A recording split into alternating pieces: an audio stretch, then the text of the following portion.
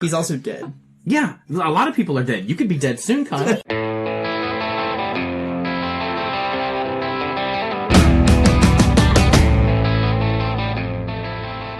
Hello, and welcome to this episode of the Alien Familiar RPG Podcast. I am Clayton. I'm Beth. I'm Nina. KD. Kyle Perkins. Before we get started, I just want to remind our listeners that you can find show notes and more at alienfamiliar.com. You can email us at alienfamiliarmedia@gmail.com. We are on Facebook at facebook.com/alienfamiliar. I am personally on Discord as DM Scorpio number 0660, and I have created a channel for Alien Familiar Media. Our topic for today is we're going to be talking about dilemmas, moral quandaries, devil's bargains, hard choices, tough decisions, no-win situations, zero-sum games, catch-22s, and the Kobayashi Maru. Monkey's paw! You forgot one! I'm a useful member of this podcast. Also just like my life, but you know. This whole topic, the real topic of dilemmas, moral quandaries, devil's bargains, hard choices, tough decisions, no wins. These are things that I absolutely love in role-playing games. They're probably one of my favorite parts of playing role-playing games, is being in and putting players into these types of situations. As a player, I love testing, having the opportunity to test my beliefs and convictions of the characters I'm playing. And these are usually the best times to define who they are as people. And for players, I just love putting them in these situations because I love watching players squirm whenever they've got to come up with an answer or either an answer or a solution to a problem, and there's no really good way of doing it. There's always a catch. There's something that's going to go wrong, and even before the decision is made, you can see how each decision is going to go wrong, and you have to pick the lesser of evils. You're a monster. Oh. Wow. Well. End of podcast. No, I'm just kidding. I like that too. Well, I think the first thing to lay on the table here is that these things have to be done right. Just like anything that we talk about on this podcast, honestly. You can do me wrong. That's fine. I don't mind. Aside from our delightful host, Kyle Perkins.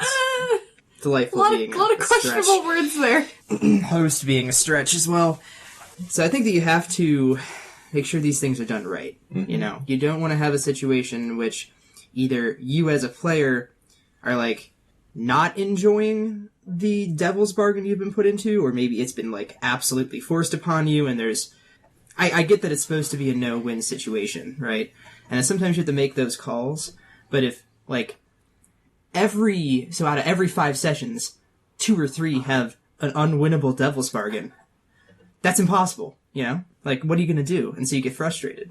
Well, it's not always this big, like, decision that is going to completely impact the entire campaign, and you're damned if you do, you're damned if you don't. Sometimes it's a hard decision that is actually kind of small.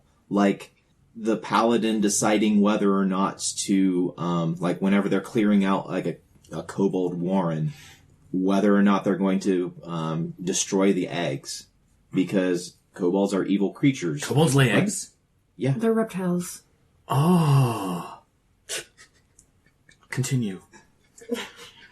So there's a decision there of whether or not you're going to destroy this unborn creature that hasn't done anything in the world, good or evil, against the potential of it growing up and being one of its kind, one of it doing the things that kobolds do.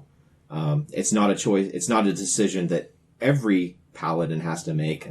Just using paladin as an example, this is a decision that every group at some point in their career has to make, whether or not they're going to prevent a future evil by committing in some ways an evil right now.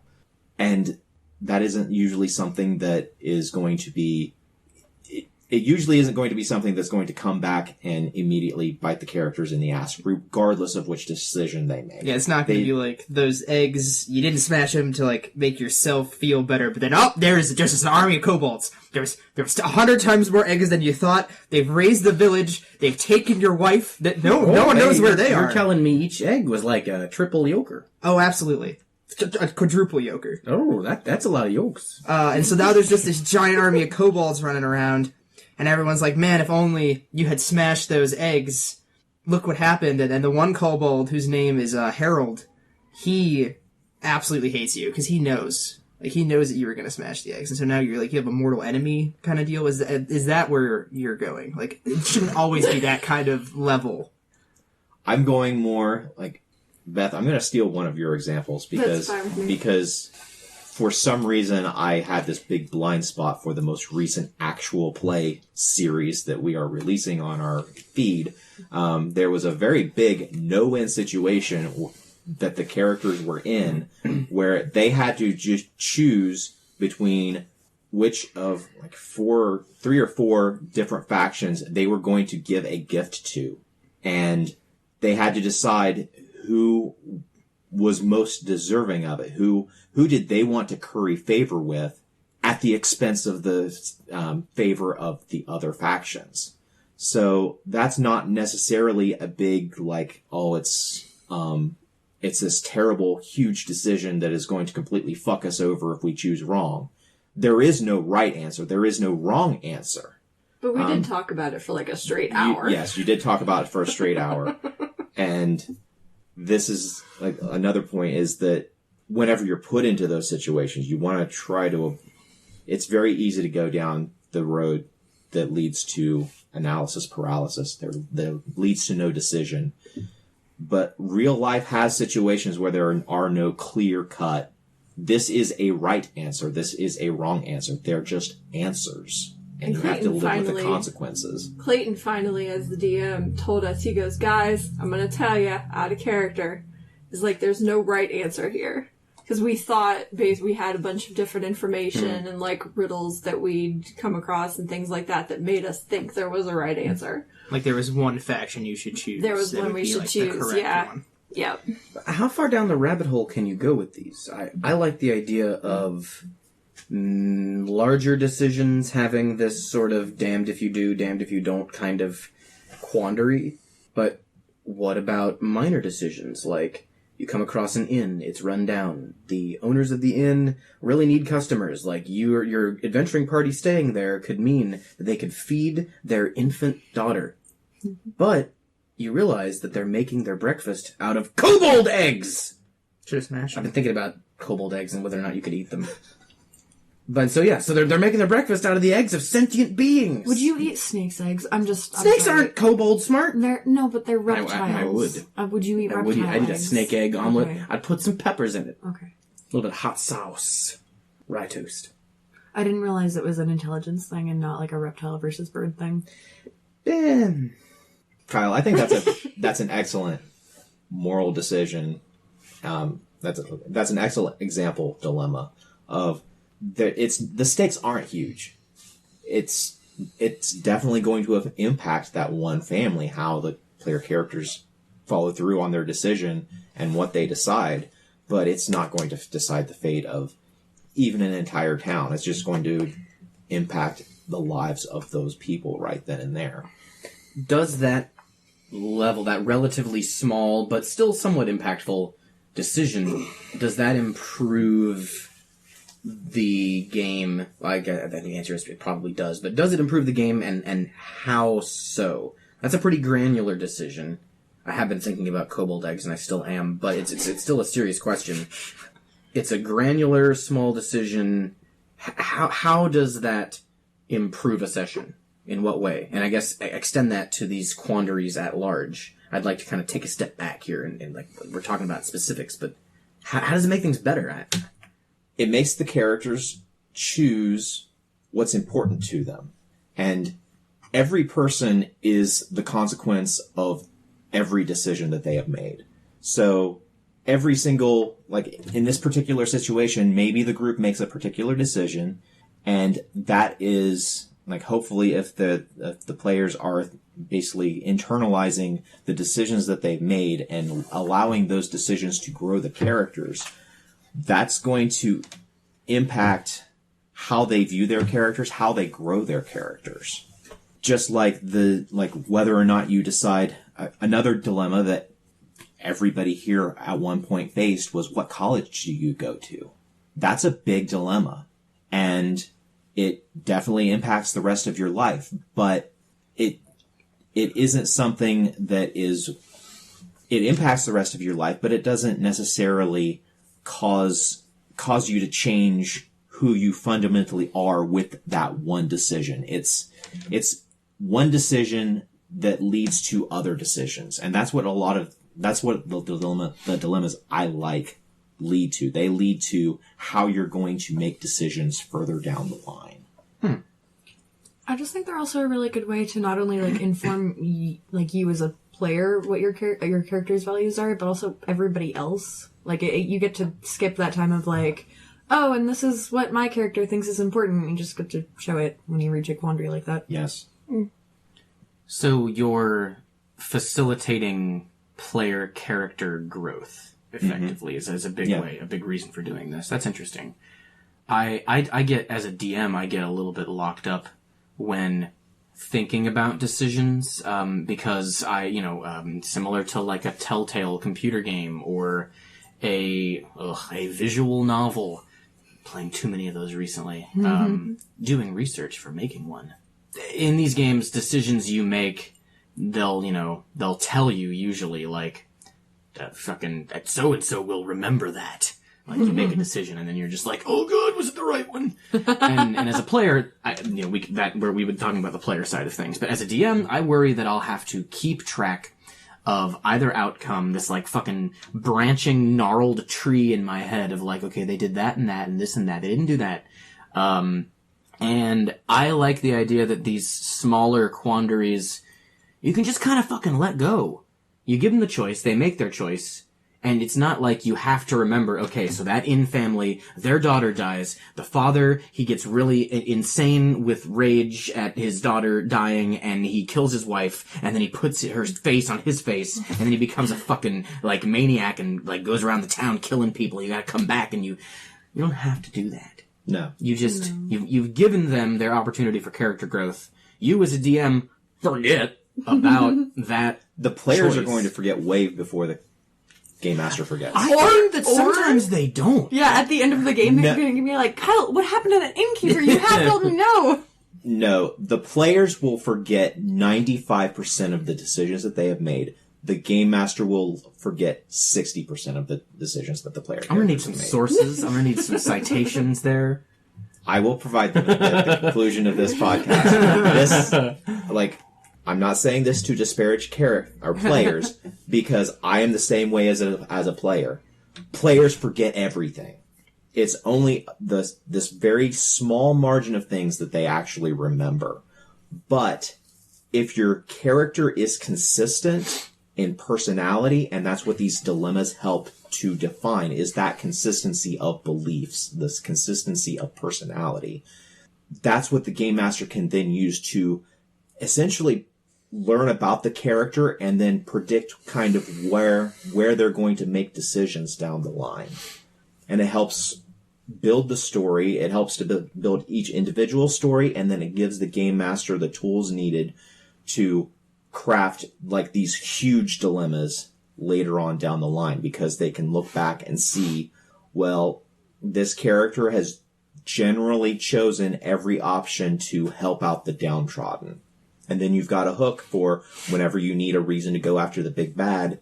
You throw this poor family who has had their farm destroyed and by the rampaging orcs, and their livelihoods are completely destroyed. Now you've got a reason for, you have a motivation for that the player will follow whenever it comes time to go on a particular adventure. It's all about learning what the characters want.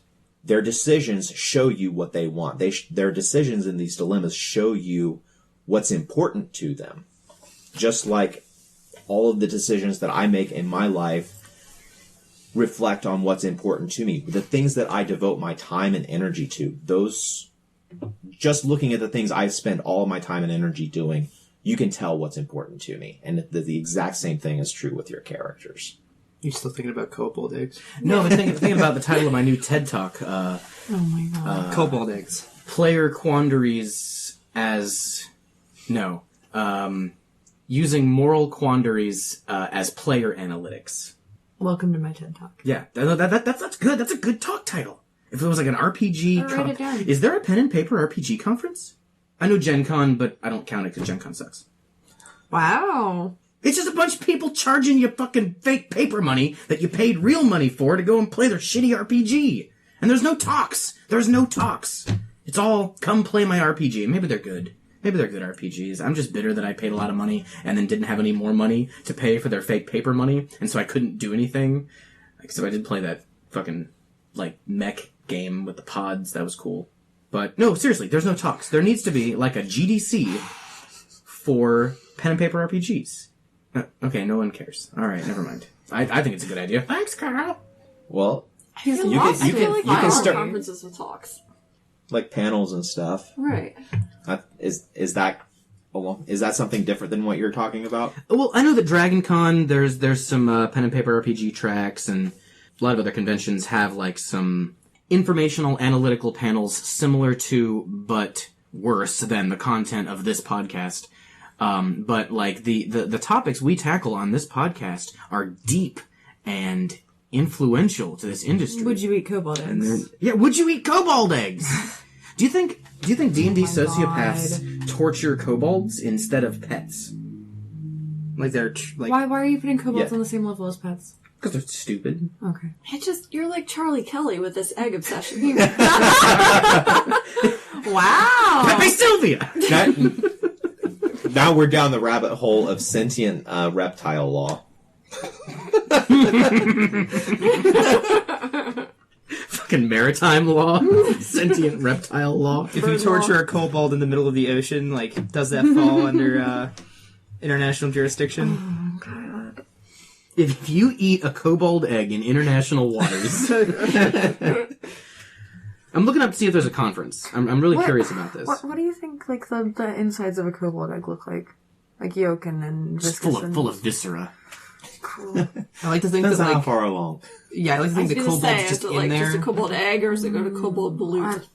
I meant a kobold egg, but I appreciate that mindset we're in. Oh, Lord. I always would have thought that kobolds reproduce, mammals, but they're not. They're reptiles! What do you want from me? This is actually an argument I've had a lot.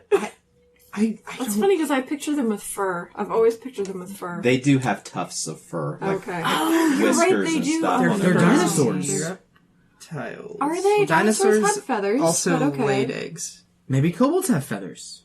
You just You ever seen one? Yeah, it was a fair.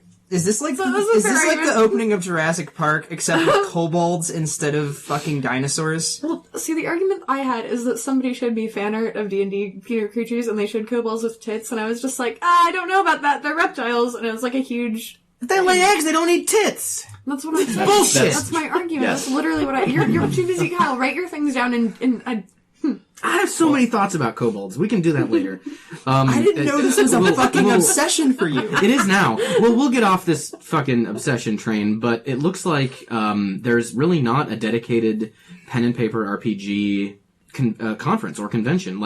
There is Gen Con and Origins, and there's PAX, but they're a bit more multi-purpose, and I would like to see a GDC-type professional conference for this hobby. Well, it's time industry. It's time to research what goes into making a convention, isn't it?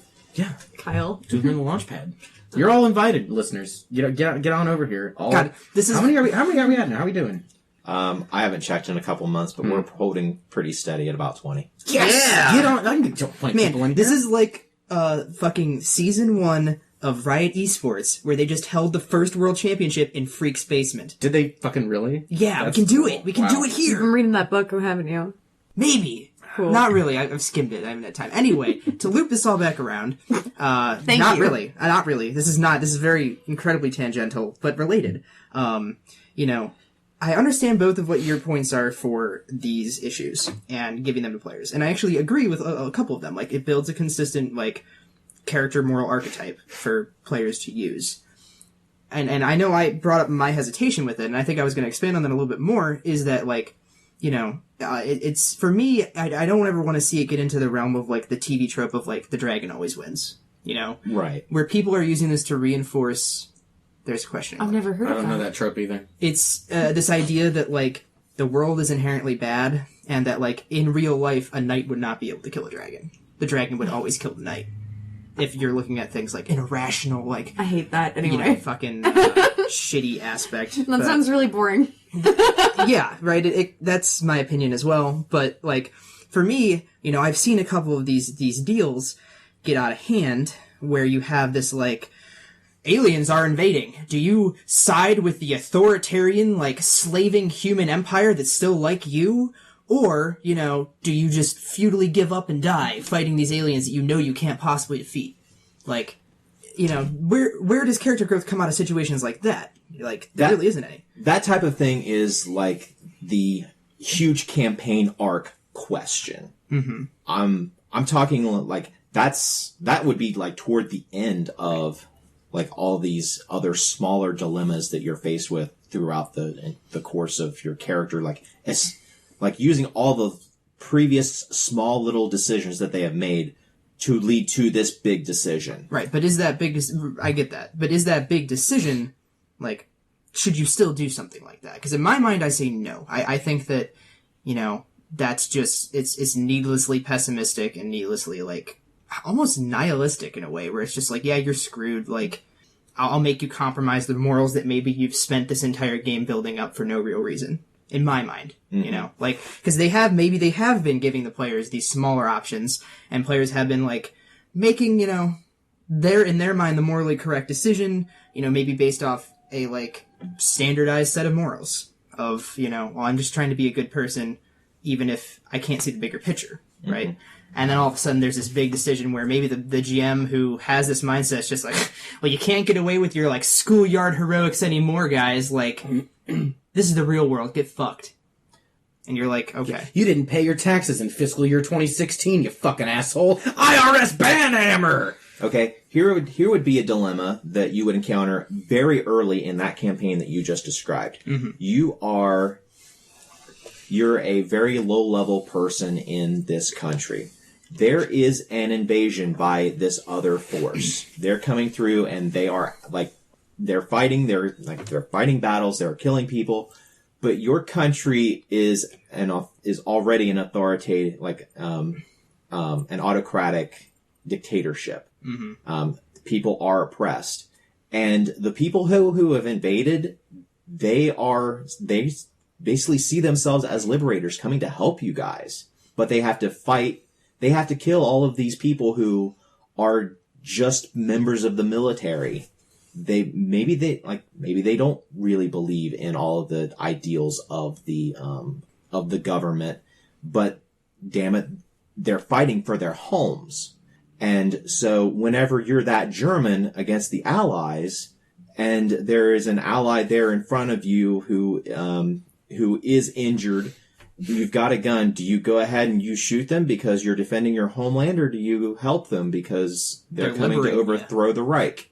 Right. Like, that's a very small decision that your character could make very early on in that campaign that would then influence decisions down the line. Whether you're going to help out who you know is right, but if you help that person out, it's helping the enemy. Mm-hmm. Okay, now I can see that. And I guess that does make sense, and maybe I'm just jaded from... games I've been in where I've had situations where it's just kind of been the dragon always wins. I was going to ask you who hurt you, Kyle, because I can tell that you've got some stories, some battle wounds here. Well, let me ask you this: in my Abena game, did you feel like that? Did you feel like it was like that? No, I don't think so. Because it is my design philosophy that every scenario, like every arc, has some big decision in it that tests the players. Like, like going into before you guys went into the Tomb of Horrors, how to deal with all of those Vikinger who were there. That was a very big dilemma that you guys all had to deal with, that you all had to come to an answer for. There was no right answer on how to deal with those Vikinger after you defeated them. And that dilemma shaped the entire rest of the campaign, but there was no right answer right then and there. Mm-hmm. The right answer was going to be whatever decision you made. If you had gone with another decision, like the decision you guys made, it worked out right. You convinced them, you got them to join your side, and they helped you throughout the rest of the campaign. If you had decided to basically exterminate them, it wasn't going to come back that, oh, that was a terrible decision, that was the wrong decision. No, that would have been the right decision, because they are this big invading force. They were raping and pillaging the countryside. You had every right to put them down. Mm-hmm. Not to belittle the choice that you guys made, but the way you guys came about the decision, the way that you argued with each other about what you were going to do, that's the type of dilemma that I'm talking about. Right. And I'm sorry that you've had so many dilemmas where every decision that you could have made was wrong, but I like to have ones where every decision you make is not wrong, and depending on the future decisions, any decision could be right. You can make a decision and then follow through and make whatever you decided initially be the right decision just by your sheer force of will. Absolutely. And I think that, I definitely wasn't talking about you, to be clear. Yeah. I was talking about, some other games that I've been in and some other experiences that I've had in which, at least in the scenarios that you described in Nabena, there was a sense of, forward progression, right? Mm-hmm. Even though there was no right answer here, there was no, I don't know if you ever played SWTOR, the Star Wars MMO. Yes. But there's, at the end of every quest line, there's that light side decision or dark side decision, and, sometimes they mix the morality there, but usually it's, the clear good option is the light side one, and the clear bad option is, go slaughter the village, mm-hmm. or go save the village, right? And it's very clear-cut morality. With the beta, you're right. There was a lot of morally gray questions. We all argued those things, and we made decisions. But at the same time, there was a sense of, forward progression. You weren't using this as a, hey, make a decision, you're fucked either way. That is more of what I've experienced and that I'm talking about. When it comes to Devil Bargains, it's more of a, fuck you, and a lot of times that's damned the if you DM, do, damned if you don't. Well, the DM's trying to be an edgelord. You get a DM that's I'm creating a dark and gritty world, and you have two choices here early in the game. Your party is just setting out in this cyberpunk universe. Choice 1, you come across a sex robot being ripped apart in the streets. Choice 2, you see a family ripping apart a sex robot in the street to harvest its parts for cash because their daughter's dying. Which one do you choose? Why? Well, the robot screams for help. It's alive. It's become self-aware. It's got flesh. It looks exactly like a human. You don't even know if it's a sex robot. Is it a sex robot? Lucy. Yes, Jesus. Okay. But anyway, so people. That's an important thing to mention. You've experienced it. I think it's funny to talk about because I would never do that because I'm too good of a DM. Jesus Christ. Don't fall down that fucking rabbit hole. Don't fall down that trap. The trap of I want to do these quandaries. It's gonna be dark and shitty either way every time. You're gonna beat your players down. You're gonna wear them down, and then you'll turn them into people like KD here. Every now and again during the podcast says something like an anecdote, and you get this really 1,000-yard stare, and you don't really look at anybody. It's kind of it's really. I'm just thinking. a hug? Oh God, yeah. I didn't even realize coming in. I was like, wow, I actually really like these ideas in theory. And then when we sat down and started talking about it, I'm like, wow, I fucking hate them. I'm like, I've been fucked by this way more than I would like to think. And again, not by you, Clayton, but by other people and other games. So. A practiced hand, to guide people the right way. Absolutely. It takes some practice because it took me a while to get to where I was actually presenting a balanced option where the players weren't just completely screwed whenever they made a decision. Beth remembers my early games. There were some games where you got to the end and every decision led to a Pyrrhic victory. everything cost almost as much as what it took to gain. Yeah, you're right. Those absolutely do beat the players down and makes them not want to play this game, because the game's not fun, because it's just a bunch of depression and like making decisions that make you feel awful. Yeah, because you're like, I'm coming maybe to this to like escape, a little bit of escapism, right? Go play a warrior in a fantasy kingdom. I don't want to come in here and have a sex robot being torn apart in the streets by a family that's sentient starving. sex robot. Yeah, absolutely. And you're like, why is this in my fantasy game? First off, but I love that a lot of our advice boils down to like, stop being mean to your players. Stop making them so sad. It's mean. Just like player fun equals you having fun as a GM, and vice versa, of course, right? Like, with a GM, actually, you know what? I think, oh, geez. We already talked about this, so it's a slight tangent, but like, it's possible for a GM to have fun and players not to have fun, but it is also possible for players to have fun and GM not to have fun. Yeah. And that's sucks, Everybody should be having fun. Ideally, everybody's having fun. Right? It's a game. Like, what an idea. It's a game. You're playing for fun with your friends. The biggest thing here is the players shouldn't be like absolute forces of chaos that ruin everything the GM plans. And the GM shouldn't be like, I planned out this masterful story that I'm going to execute in parts, and you're all going to be there with me whether you like it or not. Yeah, player decisions should be more than press A or press B. Yeah, like, green fucking Mass Effect 3 ending, you want red, blue, or green fireworks. Which one? That's it. Clearly, video games hurt you. Everyone hurt me! Fuck, man. You know what? I've realized over time that fuck complex storytelling. Like, give me a sword, let me kill a big damn villain, and have a happy ending, and boom, I've had a fun game. That's not true all the time. I'm simplifying my own complexities. You had that with Magnus. Congratulations. Magnus definitely died, and he did kill a dragon, so, right. But, like, and I'm not saying that I don't enjoy, like, maybe some sporadic victories, or, like, and I've had a couple characters that have, like, gone evil. That's been kind of fun, right? Like, but at the end of the day, like, I don't want it to be like, yep, you go evil after having literally been beaten down over the course of a 6-month game. And I'm like, I feel beaten down, like, whatever. Yeah, there are times when a character does very much earn turning to evil by, like, having a series of dilemmas set in front of them like this, and they choose the darker option. Like, every time, well, we gotta get information, we're gonna have to torture him. Yeah, like, guess I'm cutting some fingers off. Yeah, I played with a lot of players who that's always the option. I'll just tell you. No. Give me those fingernails. Yeah. No, really, I don't like those people. I've had a player who, like, okay, we're going to torture him. I'm going to cut off 2 fingers, and then I'm going to start asking questions. Wow! Oh, yeah, okay. Like, you're cutting off the fingers, he's like, I'll tell you what you want to do! And you're like, I said 2. One more. Then you'll talk. I don't even know what you want. I've been thinking, this hasn't happened in a game I've played in because, oh my god, my friends are so good at storytelling. I'm so proud of all of you. But I was thinking about these dilemmas could go easily wrong if the consequences don't make sense.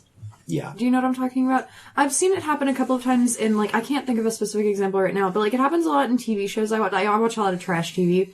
And they always reach, like, a dilemma that could, like, either the consequences are really wild and don't seem to make sense for their decision. So you're describing every sitcom episode ever. Yeah. Vampire Diaries? I was actually thinking of, there's some in Buffy. Buffy's not trash TV, that's rude, but I've seen some in Buffy. And, like, also... Buffy's recyclable TV. Oh, Buffy's amazing. It's one and step I above fucking trash. love Buffy. We could just talk about Buffy now if we want. We have to go on cobalt eggs, right? Anyway. Or if there's, like... What gets me is every time I hear one of these dilemmas and there's, like, a clear solution that is neither of those options, and that's always what I try to do. And that annoys me, too. Like, I want there to be dilemmas or, like, these are your only 2 options, you have to make one of these. And I'm always just like, but what about this idea? But yeah, I don't know. I was just thinking about that a lot. You guys are better storytellers than, like, Joss Whedon, I guess. Oh, wow. High praise. Better than the original Avengers creator. Low bar for me. That's interesting. Yeah, I hadn't considered that. I think that, like, that is something you have to factor in. Is, like, if you're doing it the right way, right? You have these two smaller decisions that there is no right answer, but it shapes your morality. Mm-hmm. But if you unfortunately either complexified it to the point of where there is an easy third solution, or it's too simple to the point of where someone could be like, well, I just walk around it. Then you're like, I didn't think of that. You have to allow that. That's the kicker there is some dilemmas just come up. I'm having a hard time thinking of any examples off the top of my head, but there have been some dilemmas that have come up in our games that you guys have spent half an hour talking about, and I was like, I wasn't even aware that I had this conflict here. I didn't realize there was a problem, guys. Yeah, for the viewers, last night we ran a one-shot. It was a zombie one-shot on a train. And, at any point during that, one of us could have stopped and been like, wow, guys, is it ethical? These were people. What, are we okay to do this? But instead the first action was my character having listened to music and totally ignoring everything around him, seeing a woman being DMX. Absolutely. I actually think that you did fine, Kyle, because if you were, you stated your character's eyes were closed, blasting DMX, you weren't, nothing around you, you were not paying attention to anything around you. All of a sudden, you kind of wake up and you look over after hearing something muffled through your headphones, and you see a man biting off a woman's nose. Hell yeah. I would get up and kick the shit out of that guy. Yeah, just jump into I would action. curb stomp his face hole. You don't bite people hard. Anyway, I'm not gonna yuck someone's yum, but you don't bite noses off. I get so excited anytime somebody says that. I don't know. Katie, there was a very big point that you made at the very beginning of that I want to highlight, and that is... I'm glad I made at least 1 point today. That just because the decision was made quickly doesn't mean it wasn't a dilemma. It doesn't mean that there wasn't real thought behind what we're going to do now. Mm-hmm. That is a problem that I had early in my game mastering career, is because I thought that if they came to a quick decision, that meant that they weren't. It wasn't something they really thought about. Right, they weren't weighing the gravity of the situation. Right. Maybe they really do know their character well enough that they know absolutely that my character would make this decision in this dilemma. That's something that, in the real world, people are trained to not face dilemmas in certain occupations. Like police officers, they are trained to do a certain response when faced with a particular dilemma. The example I have of that is, I learned this in an active shooter drill. Police officers, if they come upon somebody during an active shooter situation, they see somebody lying gunshot, bleeding out, they're going to die if they don't do something. Their job tells them they leave that person, they go get the shooter, because they're saving not just that one person. If they stop and save that one person, how many other people could the shooter kill in that time? They have to go get the shooter. They have to save everybody else. They have to leave that person there and bleed out and die. Another situation is a nurse is with a group of people. One person in the group is allergic to bee stings. They carry an EpiPen. Another person in the group gets stung by a bee. They start having anaphylactic shock. That nurse cannot take that EpiPen and administer it to the person who it is not prescribed to. If that nurse does that, her license is revoked because she cannot give medicine that hasn't been prescribed. Also, she can be sued for malpractice. The world's a terrible place. Yeah. I think needs of the many outweigh needs of the few dilemmas are one of my favorites to encounter. Those two that you just mentioned, or the one that you just mentioned, the active shooter drill one. Do you want to do your train example? Train dilemma? The one that I was thinking about today is the train dilemma. I don't know if you guys have heard of this before. They've done studies where one situation you can present to people is that they're standing by the switch to change the track that the train is going to go on. The train is heading towards 5 people, but if they turn the switch, it'll head the train towards just one person. Most people will choose to pull that switch so that they save 5 people and the one person dies. But if you change the situation so that there's a bridge that goes over a train track, there's a fat guy standing on the bridge, and there are 10 people standing on the track down below, And what you have to do is, in order to save those 10 people, you would have to push the fat guy onto the track so that the train would see him and stop and not hit the other people. The vast majority of people won't do it because it's actively, because they feel like pulling the switch is actively saving someone, whereas pushing the fat guy onto the track Taking life. is actively Interesting. hurting them. I had heard right? that second part of it, actually. Yeah, I've always heard the first part of that, like, old Harvard, like, ethics 101 thing. Yeah. The train thing is really interesting to me. I've read a lot about it, like a nerd. And there was a third one. I mean, the thing about it that I find really interesting is like you can always change one aspect to like contemplate another situation. One of them being like if it was somebody you knew on the track and you had to pull the switch and so it would hit the person you know, but you would save 5 or more people. Then nobody does that one. So yeah, but I just think I like the train one too. That actually brings up an interesting thing that I just thought of. In a game I'm in right now, I'm actively trying to like shape my character, like you've been talking about, Clayton, choosing mostly, if not only, ways of the few outweigh needs of the many. So like I'm not willing to sacrifice people for the greater good. And I've noticed that like, at least in this game, that involves my character being like much darker and seen as irresponsible. Yeah. Now, I don't know how you guys all feel about that. You know, like there's plenty of character motivation for why my character would do this. Like he's a former terrorist. You know, his entire life was like needs of the many outweigh the needs of the few, and so he was like, well, I'm not doing that anymore. But despite that, there's people always, you know, NPCs and other PCs are always just being like, you know, you're irresponsible, like you're willing to like save one person that you like over like, you know, a whole village, a whole town. Even though that's a really realistic decision to me. Yeah. Yeah, so I'm curious, like, is that isolated to just this game, or do you think that's a wider overall, like, ethical trend? In a lot of ways, yeah. Because there's always the adage that the ends justify the means. And there are a lot of people in the real world who absolutely do not believe that. That you are judged based on every decision that you make. And it's the means that are judged, not just the ends. And that's kind of what I'm interpreting as like your characters, like those individuals along the way you're seeing, you're interacting with, you know them. They are real people to your character rather than this nebulous whole. Right, like this like, you know, maybe this person that you fought alongside for like months versus, oh, well, there's an entire city full of people over there that you've never met. You know, you maybe don't even speak their language. Maybe a city full of Hitlers. You don't know. Well, I mean, you know. You save a whole city, now you've got 80,000 Hitlers Why running did you around. go with Hitlers and not Nazis that are like an already plural bad thing? 80,000 actual Hitlers. Like clones of Hitler. Yeah. They all got the mustache. They're all artists. What are you talking about? Adolf, Venezuela. Just a city full of Hitler clones. Look out, it's real. Adolf, Venezuela? Oh, yeah. How far is that from Caracas? 12 furlongs.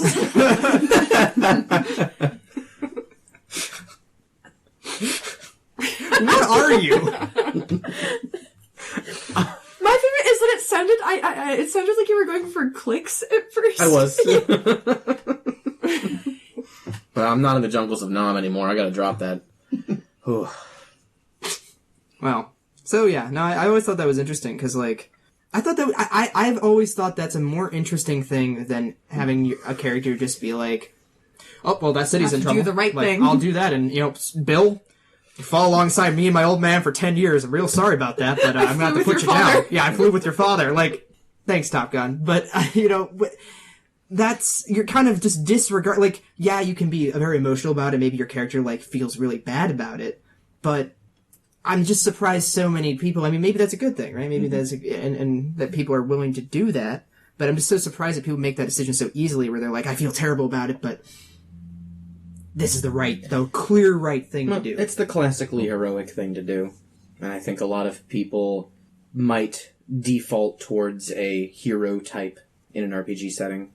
A lot of people, they want to know that there is an objectively right answer, and saying the needs of the many outweigh the needs of the few, that gives you an objectively right answer to present in any situation. And in a lot of ways, it means you don't have to make that hard decision because it's already been made for you in this adage. That was kind of my point with like what the doctor and what the nurse have to do in those situations, where since it's something that your character believes in, and it sounds like it's something that your character would consistently do, is respect the few, because in an extreme example of the needs of the many outweigh the needs of the few, you get fucking oppression of the few. I mean, it's a very short, slippery slope to the oppression of the few when needs of the many outweigh the needs of the few. Oh, yeah. Plus, same with ends justify the means, honestly. Yeah. Who's to say that you would not be a hero to that person that you saved, you know? Right. Like that hero, I think hero is a little objective in that case, but I had noticed, at least in that game, you know, even if you make that decision, people are like, you shouldn't have chose me or something, and you're like, well, sorry. Mm-hmm. You're alive, goddammit. Fucking enjoy it, like, fuck you. So When someone says that, you should just pull out a gun and kill him. then feel like you're not alive anymore. Yeah, there you go, buddy. You wanted this. So, Jesus. I don't know, I just thought it was an interesting thing. I hadn't really put that together until very recently. So Your character isn't wrong. right. Just because he's making a different decision than what the majority makes. And that is a very strong moral stance for your character to take. Mm-hmm. And in a lot of ways, that makes your character stronger because of it. It's good to know. And it definitely defines your character in a way that most other players wouldn't define their character. And that's something that you always have as a big strength of you as a player, is that you make characters who don't necessarily have the same beliefs as you. And those types of dilemmas are the types of dilemmas I love to throw at players. When the character is absolute, like, I know for a fact which decision that character is going to make, and I know for a fact that decision is counter to what the player believes. Because the character may not hesitate, the character may just go forward, they may not give it a second thought because it's already been internalized how they feel about this particular thing. But as the game master, I get to see the player squirm a little bit because they're really uncomfortable with this decision that their character made that was totally in character. Yeah, a lot of people just being like, oh, I know what my character would do, but I hate it. And you're like, yeah. Just, make eye contact with me. Why not? You're sitting across from me. Like, it's if Beth were sitting there, I would have made eye contact. Beth, I'm just going to stay with you for the rest of the night. It's illegal to look at me. That was definitely how I felt playing that character last night. That was just described on the paper as like a loathsome person, and like she was racist against everybody, including people of her own race, and just like some of the stuff I had to say. Like, I felt really bad. Like throwing the N-word at Katie's character, and he just like basically checked out of it. So that's it. Checked out of the situation. I'm done. Bye. And then I got a text. I hate France. I hate France. Terrible place. Cobalt eggs. I know. Now I'm thinking about baguettes. That's like your legacy, by the way. Now, your new legacy. You're the guy with the obsession about cobalt eggs. What would you call a fight milk that was made out of cobalt eggs? Ooh. A fight milk? Like a protein shake? You remember fight milk made out of crow's eggs from It's Always Sunny? Oh, Jesus, Fight no, milk. I don't. I fucking hate this. Cobalt steam. So I want to talk a little bit about like the different sources of dilemmas, the different types of dilemmas that you can have. I kind of broken it down. You've got two sources: external sources and internal sources. External sources might be like divided loyalties within a group. An example I've seen in movies countless times is two spies from different governments who are temporarily cooperating to prevent a third country or a terrorist group or something like that. And then they fall in love. So sorry. And then at the end of the movie, they have to make the decision of whether or not they're going to betray the other person in order to basically gain the MacGuffin that they've been fighting the entire movie together to attain. That's a very common divided loyalties type of thing. There's also the same goal, but different methods of achieving the goal. an example from history that I like to use is Martin Luther King Jr. and Malcolm X, where Martin Luther King was absolute nonviolence, and Malcolm X had the belief that, for most of his career, that sometimes you need violence to throw off the shackles of the oppressed. More superhero nerd example would be Professor X and Magneto. They're both working for the goal of saving the mutants, but they both have very different methodologies for doing that. Or Civil War with the comics, not the movie, with Captain America and Iron Man, and like how rather what is more important, liberty or safety? Security. Security is a better word. Thank you. Mm-hmm. Another internal source would be divided loyalties again. An example from history is a bishop and lord having to uphold fealty to a liege, but also their commitment to the teachings of God. And how the loopholes around that of, well, I can't shed blood, so I'm just going to use a club. There's also the conflicting expressions of an ideology. Like in a lot of martial arts movies, there is a monk who abhors violence, but then has to use violence to prevent another, like a gang or something, from hurting a bunch of people. I think I watch a lot of kung fu and like Asian crime films, and my favorite trope in those is always the undercover cop who's a good person deep down, but knows he has to do the bad things to get in with the syndicate, you know. And then the big moral quandary for him is like, well, is he still a cop, or has he become the thing that he's seeking to destroy? Right. You know, it's like, where is the dividing line there? Like, how far do you go to make your cover seem accurate? Yeah, there is a Nietzsche quote that I really like. He who fights with monsters must take care lest he become a monster. And when you gaze long into the abyss also gazes into you. Abyss stares back. Yep. Another one that Westerns are chock full of is the character who is reforming. They're trying to get away from killing, but they just get pulled back into it. Shane, Unforgiven, Pale Rider, most recently John Wick. Every one of these stories is like a reformed or reforming villain. Those are the types of characters I love to play. I love to play the reforming villain, somebody who used to be bad, and they have to make the choice of doing it the easy way, which is how I used to do it. How, like, I need information, I'll just torture the guy. This person gives me lip, well, I'll just kill them.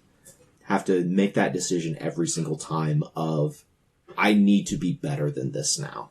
I have this reason for being a better person, but it's a struggle to be that better person. Mm-hmm. What are some of your favorite Devil's situations that you've, like, if you had to pick one from a game that you either gave to players or that you as a player interacted with, what would you say each of yours is?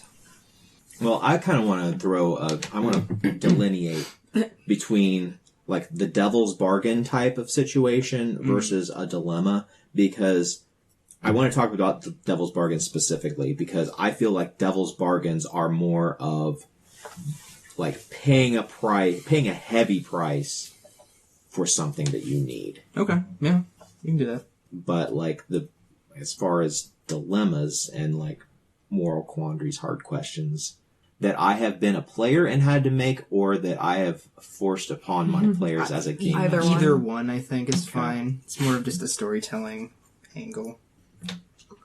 Challenging any of us to have any memories whatsoever. How dare you? Yeah. I just always have thought that, like, story segments on the podcast help, like, even if the audience doesn't know exactly what we're talking about, giving something that, like, we personally know pretty well as a memory can help indirectly, like, relate the subject. Yeah.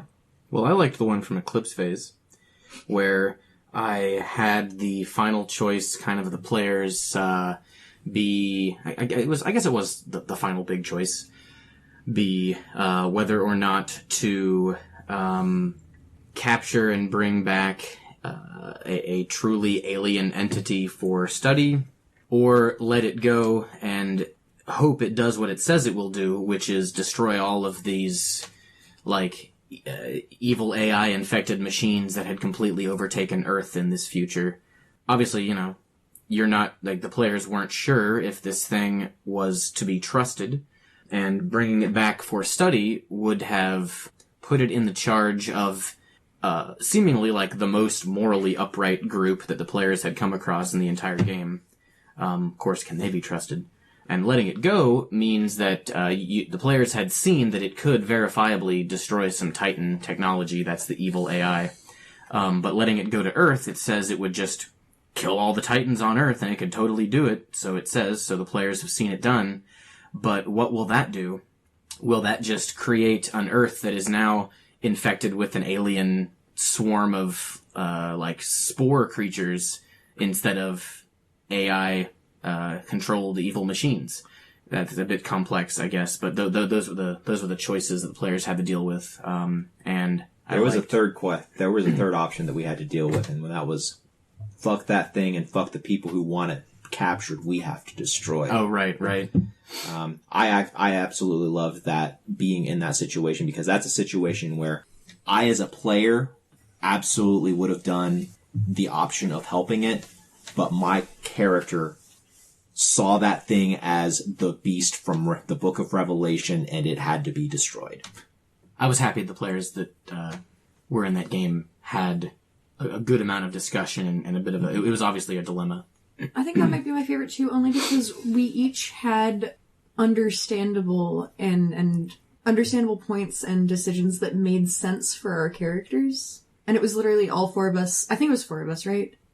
Yeah. Yeah, so all four of us were so incensed about our decisions that we actually fought about it outside of the game a couple of times. Mm-hmm. So mine, I don't know if it's my favorite, but it was definitely one of them that I really enjoyed, was in the Hunter game, what you guys were going to do with the Promethean. Because the Promethean wasn't violent, it wasn't a threat to anyone, but it was a monster. It was unnatural.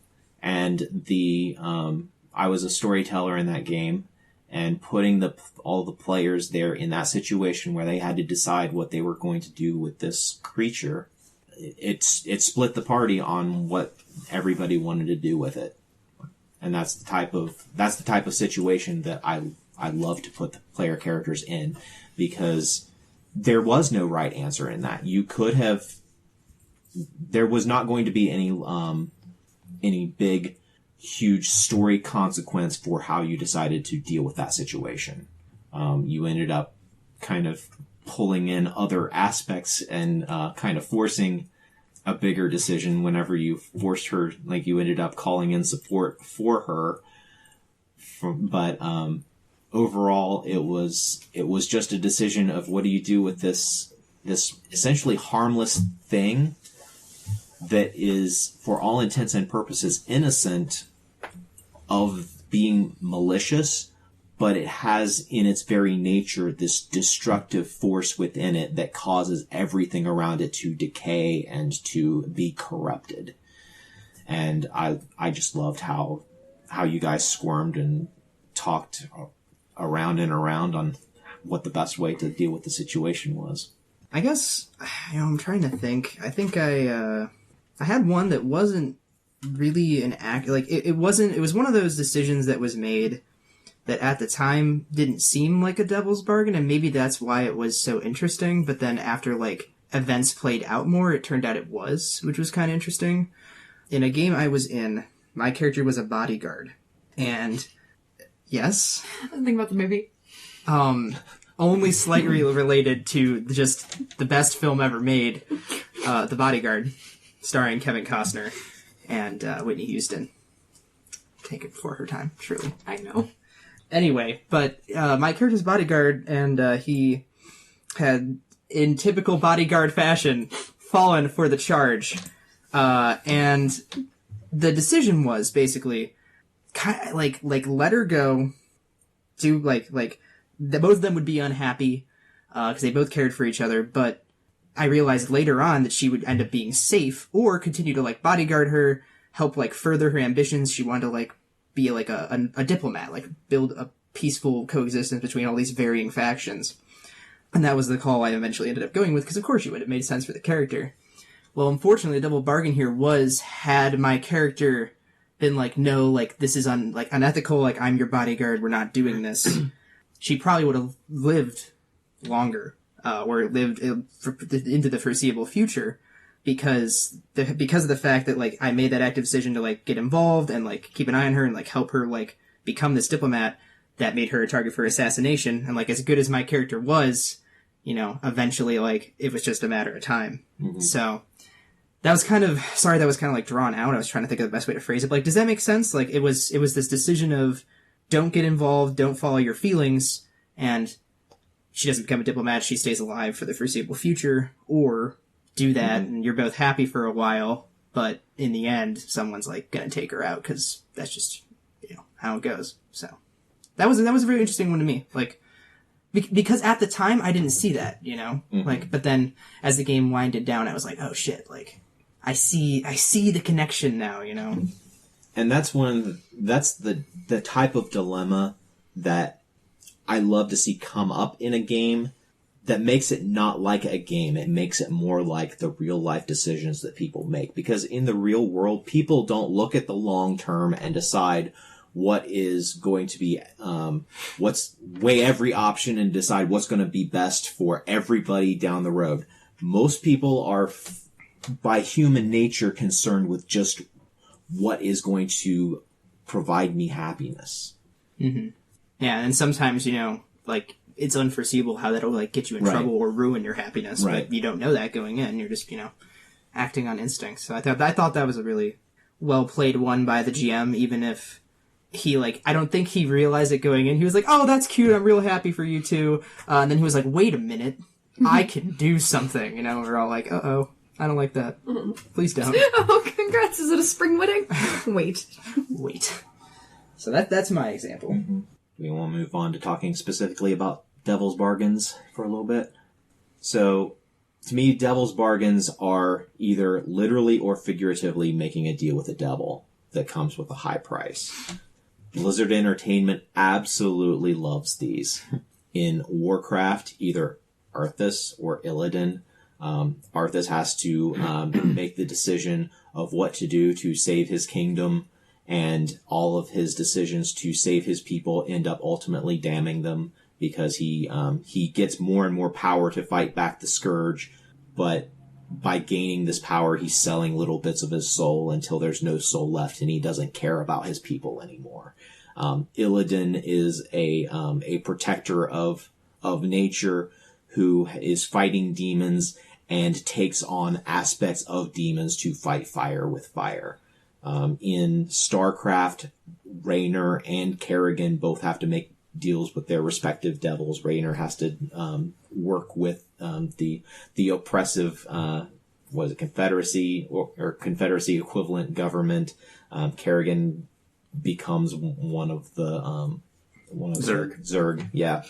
In the very ending of the first Diablo game, where the hero has to sacrifice himself by impaling himself with the soul shard that contains the essence of Diablo. But then in the second one, you find out that it was all Diablo's plan just to get himself a more powerful body to inhabit. An example directly from our games that we have played, not this group, but when I was in college, me and Beth were in a group, and we played essentially an evil campaign, and I had one player who had, like, literally had an inhabiting devil in his mind, and at every opportunity, this devil was promising him, hey, I can increase your strength by 4 and your constitution by 4 in this combat if you'll just give me a little bit of your soul. And it was all and from there it escalated. So he denied it the first time when he really needed it. So the next time it was a little bit more of a boost and a little bit more. And each time the price was the same, but the benefits kept growing. I wanted to find that tipping point where the character thought that the benefits outweighed the cost. Interesting. What is the price that he's willing to pay? Yeah. Yeah, my first ever game I ran, I realize now, I didn't realize it at the time, but was almost entirely about Devil's Bargains, because I gave, each player a, Lovecraft, it was 3.5, I gave each player a Lovecraftian deity that they could, if they wanted, get further power from that would put them above, NPC classes and other PCs that weren't doing it, but of course you'd have to, do something they wanted, and it usually was not Great. good thing. And so, but at the time, I was just I thought that was really interesting. I actually didn't know anything about the overarching concept of a Devil's Bargain. I was just oh, it'd be kind of cool to have players. I wonder which of my current friends that I ran that game with would take the deal. And so that was partly why I ran it. But no, I think that's interesting because you really see. You see a lot about both people's characters and them. I had one person that was just immediately fuck yeah, want me to kill somebody? Done. Give me the power, just give me everything you have. And, I had another player that was a tortured soul that was I don't want to do it, but I need to protect my family or some stupid shit. All your friends are so dramatic. Absolutely. Where do you think I get it from? A devil's bargain. Oh! What did you give up for this ability to be so dramatic? My Kyle? ability to have fun. Oh, that seems about right. Yeah. What was your Faustian deal? Sorry. Huh? I thought it was genetic. Oh, I'm just predisposed. Interesting. Is it contagious? Anyway. But, no, yeah, I think that's interesting. What about you, KP? What, got any devil's Mr. Perkins? bargains? No, I don't negotiate with terrorists. Nothing that you got with the agreement that you're going to pay for it later, like Dr. Faustus, who traded the devil for prosperity in exchange for, at the end of his life, the devil got his soul. Time stops for no man. Sorry. Okay, there was Fucking love Faust. there was this one game. Faustus. I was playing a bard. This wasn't with you guys.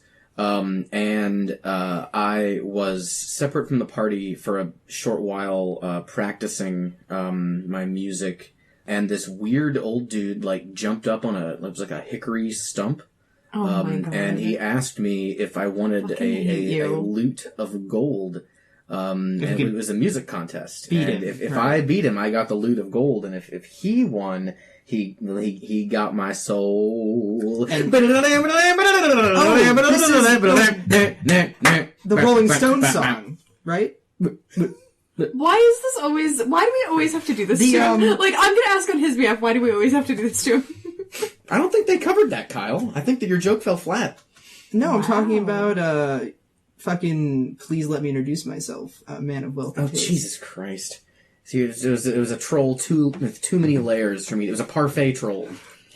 Our specialty. Well, I immediately knew what you were doing, and I wasn't going to let you get away with it. I see. Okay. He did it anyway, though. I didn't stop you, though. You did succeed. I don't know. Was it the hickory stump? Is that when you guys That was, knew? I got it. I was at first I was oh, when did you play a bard? And then you were a hickory. An old man just talked about a hickory stump. I was oh, shit. He said, boy, let me tell you what. Let me tell you what.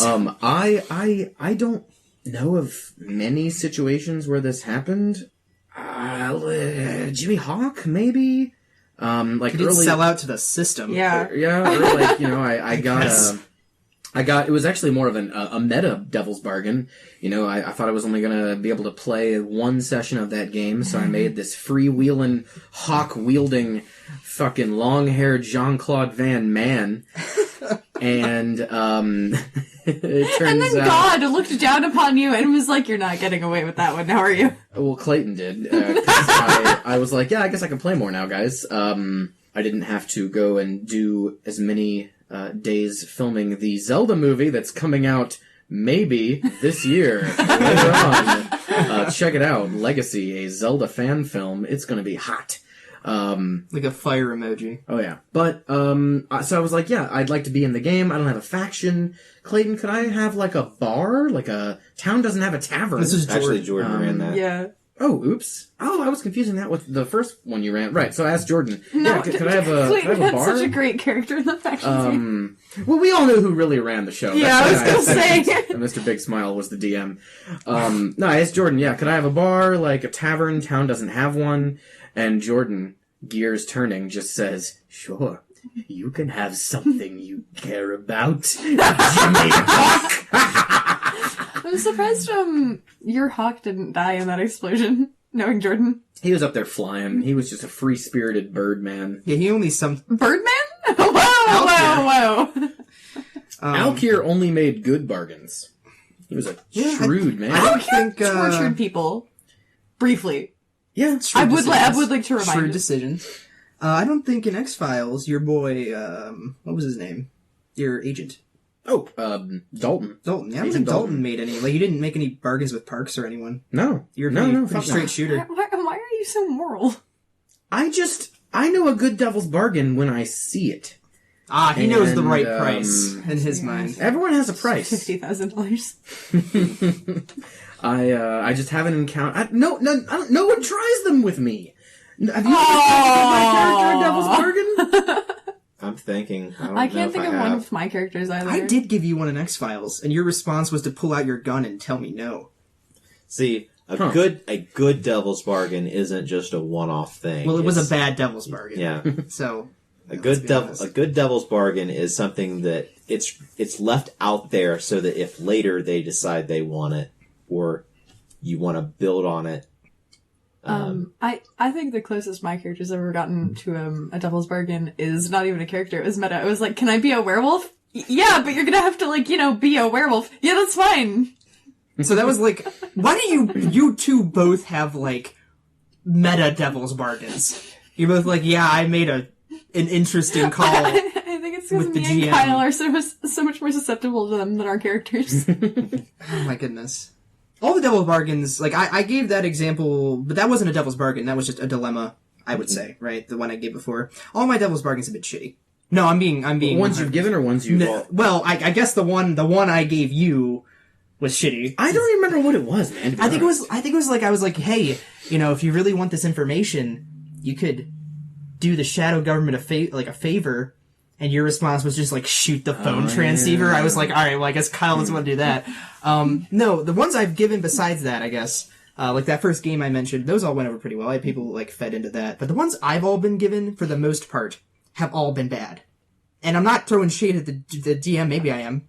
Who knows? But, like, it's all just been, you have no choice but to accept the devil's bargain. Does that make sense? Mm-hmm. It's been like, literally you lose everything you care about and everything that your, like, character has worked for and that you as a player have worked for throughout this game if you don't make the bargain. Mm-hmm. And that's, in my mind, not a good devil's bargain. No. Well, yeah. Like, I promise the both of you this. Before the conclusion of my next campaign, you will each have your own devil's bargain that you'll have to He's decide like Santa about. Claus. oh. Gee, thanks, Clayton. This is what I always wanted for Christmas, a good devil's bargain. Aren't the wishes and fate kind of a monkey's paw situation? Yeah. Yeah, I thought so. They can be. Oh, I'm so fucking sure mine is, by the way, but... You guys don't want Jordan to win. No, I don't! You're right! You don't need to give me another reason. I already don't want him to win. He's gonna be smug about it. You're in for a rollicking thrill ride, our dear, sweet 20 listeners, when we talk about competitive games, because it's been a time, this Fate Stay Night RPG. I've learned a lot about myself and the people I thought were friends. So-called friends. I've just learned that, God, nobody trusts each other, like, at all. Even when we were told we can make alliances, we were just like, oh no, I would like to talk to the DM alone for the 9th time tonight. Thank you. So it looks around the room with intense eyes, back to the DM. I need to speak to you alone. We go around the corner of the building. What is it, me lord? That's what Clayton sounds like. When he's not doing his podcast voice? Yeah. What the fuck? Clayton, looks back to make sure no one is listening or has snuck around the corner to observe our clandestine meeting. Clayton, I need to make a perception check. And I don't want anyone to know that I'm looking. Like, that's what it's like! I just love the furious texting everybody does. When Clayton's like, so what is everybody doing? Okay. Just tap, tap, tap, tap, tap, tap. All of a sudden, we get 84 phone notifications just going off at once. And just a drum solo from Clayton's phone. It's been nice, though. It's gorgeous weather here in Sweden, where we live, and we've had some outdoor bonfires while doing this competitive game. It's been good. So do we want to wrap it up with any cool geek things that are going on? I've got a couple simple ones. I've been playing a free app. I don't do many mobile games, not anymore. Not since the incident. But it's called Seed Ship. Really quick, what was the free-to-play. incident? We don't talk about that. We Yeah. don't talk about Oh, okay. That was really impolite of you. I'd forgotten the number one rule of it. this. I guess the incident could be that I got flown out to interview with a mobile game company, and very nearly sold my soul to work on terrible, fucking awful mobile games. And when they asked what kind of salary I wanted to earn, I gave them a number that a friend who lives in the Bay Area said would be comfortable to make. And they came back with 30,000 less than that, and they were like, our starting game designers make this. And I'm pretty sure that's why they didn't pick me, because I wanted too much. Because I'm too good for them. I care about myself. Seed Ship. It is a very simple, artless game with choices and a lot of random stuff that happens. You are a colony ship with different sensors and systems and 1,000 colonists on the ship, which we have learned probably wouldn't be enough to guarantee genetic diversity on a new colony. No, 1,000 is. Oh, it is. It's just, once you start getting below that, it's called an evolutionary bottleneck. Oh, okay. Well then, as you play the game and make decisions about what system to land and settle on, you play the colony ships, very smart AI. You lose colonists, they die for various reasons. Your ship systems degrade, and so you have to, find a good bargaining point or a good compromise, there we go, between, well, if I keep traveling through the blackness of space looking for a planet to settle on, more colonists will die and the ship might not be able to survive landing. But if I land on this planet too early, there's dangerous fucking plant life that could hurt the colonists. It's cool. It's free to play. Real simple. Do we want to talk about Clannad? Oh, absolutely. All right. Tamoyo, so best girl. On the Weeb front, Kyle and I have Tamoyo. been playing the visual novel Clannad. It's been out for a while. Over a decade. Mm-hmm. 14 years. We've learned that the guides for it are a little diverse, to say the least. Yeah, it's hard to find a good guide, and the choices can be a bit Vague. esoteric. But the writing is pretty witty. It's very humorous. I've played several Japanese original language translated to English visual novels, including Fate's Day Night. This is by far the best translation I've ever seen. A lot of times it comes through really weird and stilted, and some of the jokes don't transfer through, and if they do, they choose really weird, outdated English phrases to represent, like there's a Japanese idiom, and they put in a really stupid, outdated American Why idiom. did the chicken cross the road? Sure. This one's not that way. It's good. Characters are also... There are some crappy ones. There's a lot of characters. A ton. It's almost too many. But But, no, they're mostly all pretty good. The art looks like it was drawn in 2004 as a warning. those how to draw manga books you'll buy in, Barnes & Noble and give to, a 12-year-old. The art looks like that. But, we're not really selling this well. But Well, the art is the worst thing about it. Everything else is great, really actually. good. The background art Background's is very good. really And the good. music's really good. so if it's on sale on Steam or whatever, pick it up. It's a classic. Just imagine Kyle and I sitting in a dark room, drinking beer and playing a dating sim and just getting really into it. One time our hands accidentally touched and we went babaka. It's great. It's really good. Yeah, they were invited to a party that night. I just want to throw that one out there. Yeah, what was the theme of the party, Nina? Cowboys versus emos. I looked really cute. Cowboys versus emos. It's not really nerdy, but it's coming up on poetry competition season. There's Southern Fried in about a month in Austin. And no, in San Antonio this year. That's my bad. And Rust Belt and all of these poetry competitions are coming up. So you should go and find one in your area because they're actually really cool. Clayton, do you have anything nerdy you're doing other than this podcast? Gotcha. Not much more than this podcast, but I have seen. Oh, what was it? It was a commercial for this movie coming out. I don't remember the name of the movie. It was like Marvel Team Up Infinite War or something like that. Oh, way too many actors on screen. The Marvel Experience. Yeah, Oh, I didn't know that was 3D. You mean my actual worst nightmare, and everybody has like texted and called me crying after they see it, telling me I have to go see it? No, I'm boycotting the film. I fucking hate it. Marvel, you fucked up. Wow. All right. Well, what do you have to say about that, Clayton? I'll have to wait and see because I haven't seen it yet. Me either. Civil War and Infinity War. I don't actually know what Infinity War. Yeah, two different arcs that should be nowhere near each other, and yet I'm still excited, though, personally. I want to see it quite a bit. I can't wait to see Ant Guy pick up the Guild Gauntlet and defeat Ultraman. The Guild Gauntlet. The one that forms the Guild. The Gilded Gauntlet. And Ultraman is he's played by Ron Perlman. He's a bad man. the Venom trailer is out. Oh yeah, I forgot about that. Oh, I did see that. Tom Hardy, interesting choice. Gonna be a fun one, I think.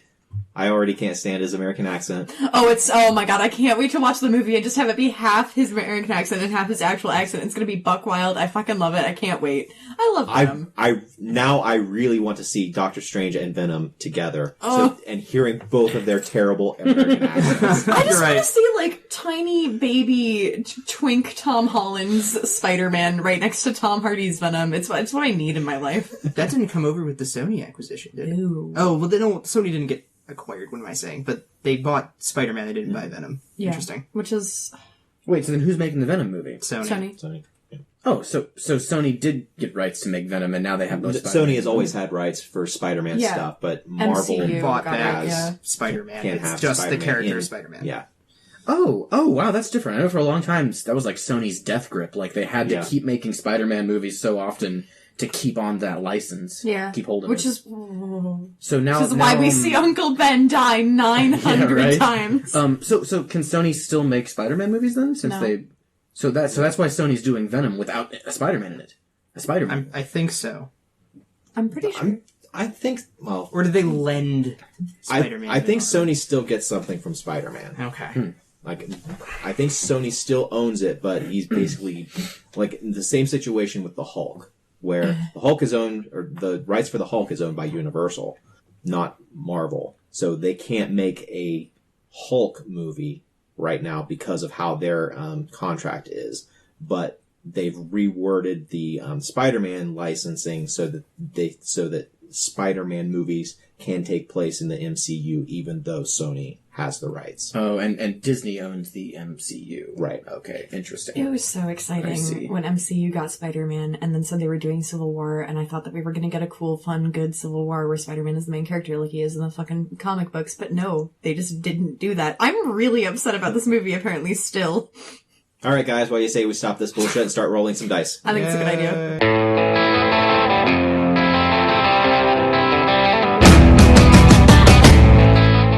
This has been a production of Alien Familiar Media. You can find past episodes and more at alienfamiliar.com. You can email us at alienfamiliarmedia@gmail.com. This production is protected under a Creative Commons non-commercial attribution, no derivatives license. Music for this episode is Suburban Outlaw by Forget the Whale and can be found at freemusicarchive.org.